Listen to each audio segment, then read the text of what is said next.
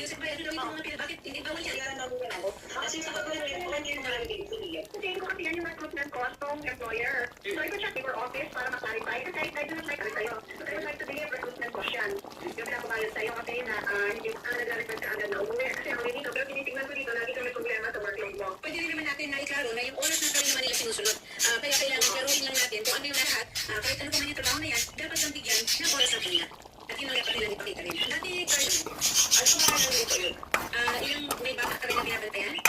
Wala po. Kaya ano kasi doon, guys, hindi pa ako natapos sa punta na po ako ng farm. Nagpapan pa po ako, nagbukal pa ako ng lupa, lilinis pa ako ng kain ng manok, kahit tawahan, buka ako ng dahon ng tamar, hanggang nakapagkain yan. Yan pa ang dahilan na ako nag-work doon. Pero ang kontrato mo dapat sa bahay ka lang.